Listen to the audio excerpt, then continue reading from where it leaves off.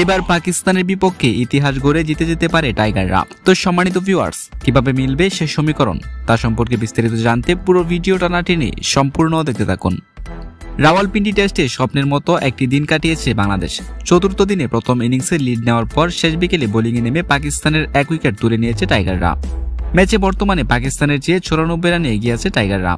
দ্বিতীয় ইনিংসে 1 উইকেট হারিয়ে 23 রান তুলে চতুর্থ দিনের খেলা শেষ করেছে পাকিস্তান। টাইগারদের হয়ে একটি উইকেট তুলে নিয়েছেন শরীফুল ইসলাম।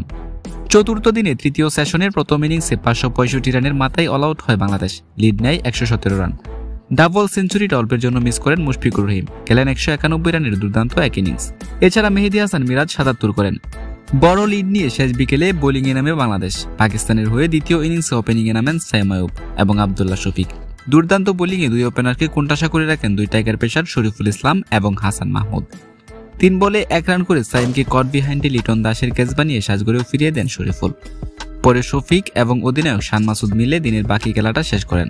9 ওভারে 1 উইকেট হারিয়ে 23 রান সংগ্রহ করেছে পাকিস্তান। এখনও 94 রানে এগিয়ে আছে বাংলাদেশ। বাংলাদেশ যদি এই 94 রানের মধ্যে পাকিস্তানকে অল আউট করে দিতে পারে তাহলে এই ম্যাচ সহজেই জিতে নেবে টাইগাররা। কিংবা 150 কিংবা 200 রানের মধ্যে যদি পাকিস্তানকে আটকিয়ে সেই রান খুব সহজেই বাংলাদেশ টপকে যায় তাহলে বাংলাদেশ ইতিহাস গড়ে পাকিস্তানের বিপক্ষে জয় তুলে নেবে।